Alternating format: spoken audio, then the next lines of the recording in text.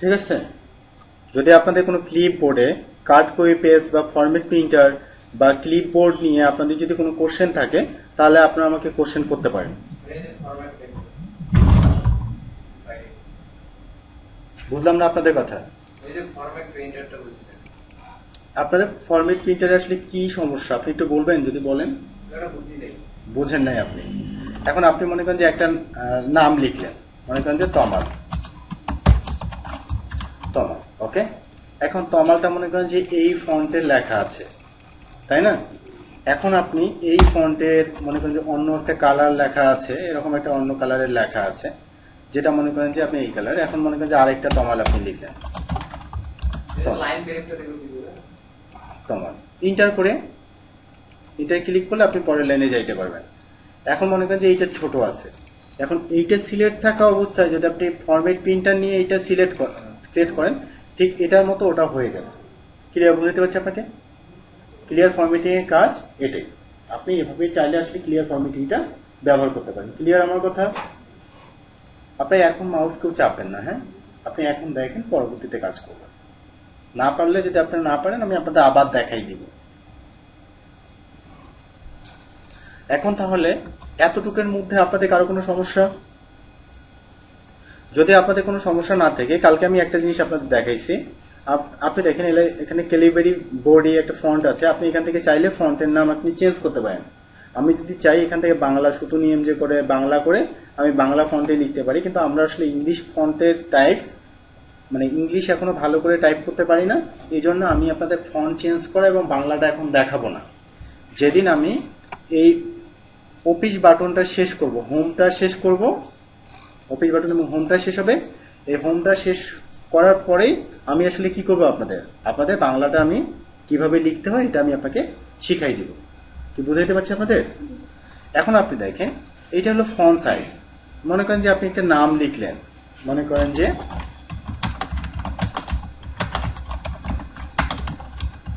এটা লিখলেন, ওকে। এখন আপনি যদি এখান থেকে টাইপটা ছোট বড় করতে চান, আপনি কিভাবে করবেন? এখানে আপনাকে যদি কেউ বলে যে ভাই আপনি আমাকে ফন্টটা 14তে করে দেন, অথবা ফন্টটা আপনি 15তে করে দেন, দেখেন তো এখানে 15 ফন্ট আছে কি? এখন সিলেক্ট করার পরে, সিলেক্ট করা তো আমি শেখাইছি আপনাদের। এখন যদি ফন্ট চেঞ্জ করতে বলে, আপনাকে 15 ফন্ট করতে বলে, তাহলে আপনাকে এখানে 15 ফন্ট যদি না থাকে তাহলে আপনাকে লিখে দিতে হবে না? তখন এখানেই ক্লিক করার পর আপনাকে এখানে 15 লিখে ইন্টার করতে হবে। ক্লিয়ার বুঝাইতে পারছি আপনাদের? তাহলে আর একটা এখানে আপনি দেখেন, এটা হলো গ্রো ফন্ট আর এটা হলো স্ক্রিন ফন্ট। এটা আপনি যদি বড় করতে চান, এখানে আপনি এখান থেকে ফন্টটা বড় হয়ে যাবে, আর চাইলে এখান থেকে আপনি ছোট করতে পারবেন। ক্লিয়ার বুঝাইতে পারছি আপনাকে? আর আপনি দেখেন এইটা হলো ক্লিয়ার ফরম্যাটিং। আপনি এখানে ক্লিক করলে পুনরায় আপনার প্রথমে শুরুর যে অবস্থানটা আছে এখানে আপনাকে ধারণ করবে। কি ক্লিয়ার বুঝাইতে পারছি আপনাদের? আপনি তাহলে এটার মাধ্যমে বড় করতে পারবেন আর এটার মাধ্যমে ছোট করতে পারেন, কিন্তু পুনরায় যদি আপনাকে ক্লিয়ার ফরম্যাটিং করে নিতে হয়, এখানে ক্লিক করলে আপনি ক্লিয়ার ফরম্যাটিং ধারণ করবেন। এতটুকু এই তিনটাতে আর চারটাতে আপনাদের কোনো সমস্যা আছে? যদি আপনার প্র্যাকটিস করার আপনাদের সুযোগ দিব। যদি আপনাদের প্র্যাকটিস করতে কোনো সমস্যা থাকে, আপনারা আমাকে পরবর্তীতে প্র্যাকটিস করে যদি আপনাদের কোনো সমস্যা ফেস করেন, আপনারা আমাকে কোশ্চেন করলে আমি আপনাদের অ্যান্সার দিয়ে দিব। ক্লিয়ার বুঝাইতে পারছি? এখন আপনি দেখেন, এইটা আপনি এই ফন্টের করলেন। আপনি দেখেন এই যে বিতে আসলে বোল্ড। বোল্ড কি জানেন? বোল্ড ইতালি অর্থ হলো বাঁকানো, বোল্ড হলো লেখাটা একটু মোটা করবেন এবং স্পষ্ট একটু বোঝা যাবে। আর আন্ডারলাইন হলো নিচে আমরা আন্ডারলাইন দিব। আপনি একটা জিনিস চিন্তা করেন, যখন আপনারা 9, 10 বা আমরা 8-এ পড়তাম, তখন কিন্তু আমাদেরকে আমরা পরীক্ষার খাতায় যখন পরীক্ষা দিতাম, যদি গরুর রচনা আসতো, যেমন ভূমিকা, উপকারিতা, অপকারিতা, এই প্যারাগুলো লিখতাম, তখন কিন্তু আমরা শুরুতে যেটা হলো ওটা হয়তো আমরা নীল পেন দিয়ে লিখতাম অথবা একটা কালো পেন দিয়ে লিখতাম, সেটা কিন্তু একটু সুন্দর করে লিখতাম। তারপরে ক্লোন দিয়ে, মনে করেন যে এইটা আমি যদি প্যারাটা হইতো তাহলে আমি এইটা বোল্ড করে দিতাম। দেওয়ার পর কি করতাম, এখানে একটা ক্লোন দিয়ে দিতাম। তারপরে আবার কি করতাম, নিচে একটা আন্ডারলাইন দিয়ে দিতাম। এটা আপনার কোশ্চেন কিনা আমি জানি না, কিন্তু আমি নিজে এটা ব্যবহার করছি। কোশ্চেন আপনারা? এখন আপনারা দেখেন, তারপর আমি একটু কি লেখাগুলো একটু স্টাইল করে লেখার চিন্তা ভাবনা করতাম প্রথমটা, তাই না? তারপরে এগুলো কিন্তু আমি জেনারেল ভাবে যেভাবে লিখতাম ওইভাবেই আমি এভাবে লিখতাম, তাই না? তাড়াহুড়ো করে ক্লিয়ার বুঝাইতে পারছি আপনাদের?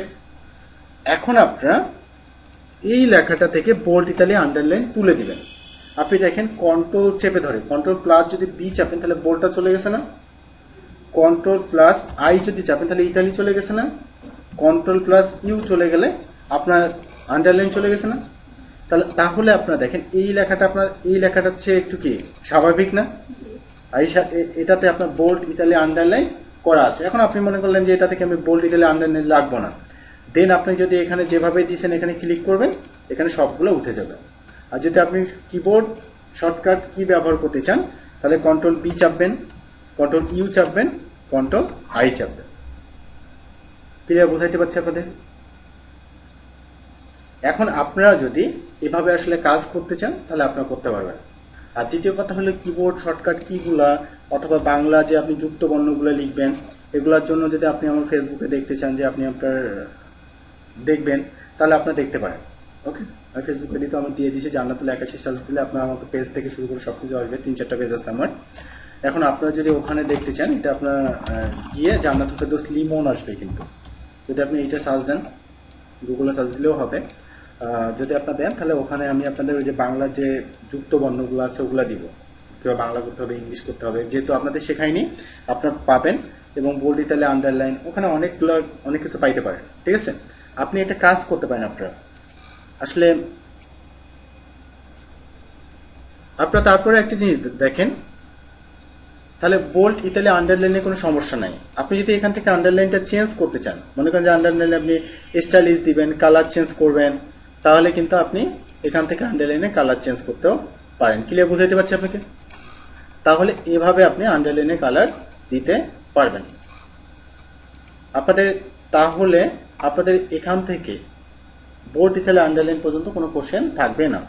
আপনি দেখেন এইটা হলো স্কিট থট, এটার কাজ কি আসলে, বা এটা দিয়ে আমরা কি করব?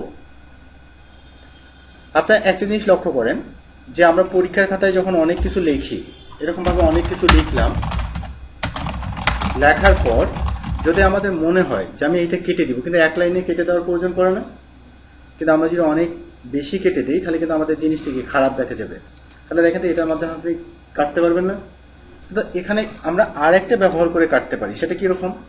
মনে করেন যে আপনি আপনার প্রোগ্রামে আপনি অনেক কিছু শেখান, ওয়েব ডিজাইন শেখান, গ্রাফিক ডিজাইন শেখান, তারপর জাভাস্ক্রিপ্ট শেখান, কম্পিউটার অফিস অ্যাপ্লিকেশন শেখান। এখন এখান থেকে মনে করেন যে আপনি একটা প্রোগ্রাম এখন করাচ্ছেন না, বা এই প্রজেক্টটা আপনাদের এখানে ছিল, আপাতত এই প্রজেক্টটা আপনি কি কাজ করতেছেন না, তাই না? এটা আপনি কিছুদিন পর আপনার আবার চালু হতে পারে। এটা যদি আপনি কাউকে বোঝাইতে চান তাহলে আপনি স্ক্রিপ্ট থটের মাধ্যমে এইভাবে একটা দাগ দিয়ে রাখতে পারেন। আর এটা তুলে দিতে চাইলে আপনি এখানে ক্লিক করে তুলে দিবেন। ক্লিয়ার বুঝাইতে পারছি আপনাকে? এতটুকু পর্যন্ত আপনারা বুঝছেন? এটা তো কোনো সমস্যা নাই। তারপর আপনারা দেখেন, আমি আপনাদের বলতেছি, এই যে আপনি এটা দেখতেছেন, এটা হলো সাবস্ক্রিপ্ট আর এটা হলো সুপারস্ক্রিপ্ট। আপনি দেখেন আমরা যদি উপরের সংখ্যা কোনো কিছু লিখতে চাই, যেমন পানির সংকেত, সালফিউরিক অ্যাসিডের সংকেত, H2SO4, H2O, তারপর A প্লাস বি হোল স্কয়ারের সূত্র, স্কয়ার প্লাস টুয়াইস বি, এরকম যদি স্কয়ার বা নিচে দিতে চাই, সাবস্ক্রিপ্ট করে লিখতে চাই, তাহলে আমরা লিখতে পারবো না। এখন আমি মনে করেন যে A plus B bracket close to equal কি হবে, A square plus 2AB plus B square. Clear বুঝাইতে পারছি আপনাকে? এখন এই সূত্রটা আমি কি বলবো, 2 গুলো আমার উপরে হবে না? এখন যদি আমি এইটা 2টা এখানে সাবস্ক্রিপ্ট করে দিই তাহলে দেখেন তো উপরে গেছে না, সুপারস্ক্রিপ্ট। এখন আপনি দেখেন এটা আমি সিলেক্ট করার পর উপরে করে দিলাম। ক্লিয়ার বুঝাইতে পারছি আপনাদের? কে বোঝেন না এটা?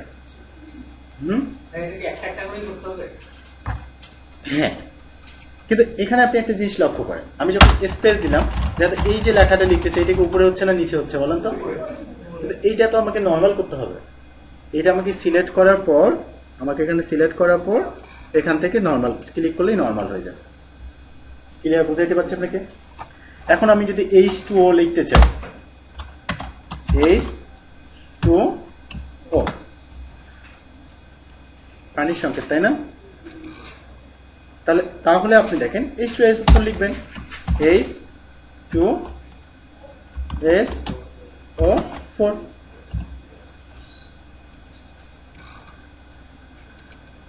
তারপর যদি কার্বন ডাই ক্লোরাইডের সংকেত লেখেন, এভাবে যদি আপনি সংকেতগুলো লিখতেছেন তাহলে আপনি লিখতে পারবেন না।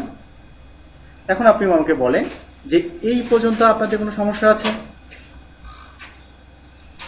তাহলে আপনাদের সুপারস্ক্রিপ্ট সাবস্ক্রিপ্ট এই পর্যন্ত আপনাদের কোনো সমস্যা নাই, আমার মনে হচ্ছে না আছে। তারপর আপনি এটা দেখেন, আমি আপনাকে বলি এটা হলো চেঞ্জ কেস। চেঞ্জ কেস কি? এটা দিয়ে আমরা কি করব? এটাকে নর্মাল করে নেই। আমি আপনাকে বলি যে আপনি মনে করেন যে একটা নাম লিখলেন, কি লিখলেন? মনে করেন যে আপনি এই ওয়ার্ডগুলো লিখলেন। যেহেতু আমরা এখন পর্যন্ত কোনো কিছু লিখতে পারি না, মানে কিবোর্ডে আমরা ভালো করে টাইপ করতে পারি না, এই জন্যই কিন্তু আমি যা পাচ্ছি তাই লিখতেছি। কিন্তু আগামী ক্লাস থেকে আমরা যেটা করব, আমরা নির্দিষ্টভাবে কোনো কিছু লিখব। ওকে, এখন আপনি দেখেন এই যে আমার প্রত্যেকটা শুরুর ওয়ার্ডগুলা অক্ষরটা করে কি, ওয়ার্ডের শুরুতে অক্ষরগুলো কি ছোট হাতের আছে না? আমার যদি প্রয়োজন পড়ে যে আমি সবগুলো ওয়ার্ড বড় হাতের করব, সবগুলা, তাহলে কি আপনাকে ভাই আবার এইভাবে শুরু করে সবগুলা আপনাকে এভাবে বড় হাতে করা দরকার? আপনি যদি ক্যাপস লক চালু করে লিখতেন তাহলে তো কোনো কথা নাই। এভাবে কি আপনার বড় হাতে সবগুলো লেখা প্রয়োজন হবে? মনে করেন যে আপনাকে সময় হবে, বলেন। তাহলে আপনি একটা কাজ করতে পারেন, এইটা আপনি সিলেক্ট করার পর এখান থেকে ক্লিক করার পর আপার কেস করে দিতে পারেন। দেখেন তো সবগুলো বড় হাতে হয়ে গেছে। এখন আপনি দেখেন এখানে সবগুলো লোয়ার কেস করে দিতে, মানে ছোট হাতের অক্ষর করতে পারেন, সবগুলো ছোট হাতে হয়ে গেছে। এখন আপনি যদি মনে করেন যে প্রথম অক্ষরটা বড় হাতে ক্যাপিটাল দিয়ে ওয়ার্ড করতে চান, তারপরে অক্ষর দেখেন প্রত্যেকটা বড় হাতে হচ্ছে, পরেগুলো ছোট হাতে রয়েছে না? এখন আপনি আমাকে বলেন যে এই যে আপনার চেঞ্জ কেসটা শিখলেন, এটা থেকে আপনাদের কোনো সমস্যা থাকতে পারে? আপনার কথা বলেন, আপনি কি আজকেও খাওয়া দাওয়া করেননি নাকি? হ্যাঁ, আসলে খাওয়া দাওয়া আসলে মনে হয় না আপনার 2:35। আমার অভ্যাস হয়ে গেছে, কারণ 3টার পরে খাই তো। আপনি খাওয়া দাওয়া করেননি, তাহলে কথা বের হচ্ছে না আপনাদের মুখ দিয়ে, কেউ কথা বলতেছেন না, চুপচাপ করে আছেন। আমি আপনাদের বলি লার্নিং পিরিয়ড নো ইগো। আর দ্বিতীয় কথা হলো আপনাদের এই ইনোসেন্ট ভাবটা না আপনাদের মধ্য থেকে দূর করতে হবে। যদি আপনাদের মধ্যে এই ইনোসেন্ট ভাবটা থাকে তাহলে আপনারা শিখতে পারবেন না, এখানে শুধু আসা যাওয়াই হবে। কারণ আপনি এটা বুঝতেছেন না, পারতেছেন না, এটা আপনাকে কোশ্চেন করতে হবে। কারণ আমি তো ভাই আপনি বুঝতেছেন বা না বুঝতেছেন এটা তো আমি আসলে নিজে থেকে বলতে পারবো, আপনারা বলেন আমাকে। এই জন্য আপনাকে বলতে হবে ভাই আমি আপনাকে বুঝি নাই। আর আপনারা যদি আমার কথাও বুঝতে না পারেন, আপনারা অবশ্যই আমাকে বলবেন যে ভাই আমি আপনাদের কথা বুঝতেছি না, একটু স্লো যান বা একটু ধীরে বলেন। বুঝছেন আমার কথা? আর আমি আপনাদের আরেকটা কথা বলি, কম্পিউটার অফিস অ্যাপ্লিকেশন যদি আপনি ভালো করে না শেখেন তাহলে কিন্তু আপনার চাকরির পরীক্ষাতে আপনি ভালো করতে পারবেন না। মানে আপনি যে কম্পিউটার টেস্টটা দিবেন ওখানে ভালো করতে পারবেন না।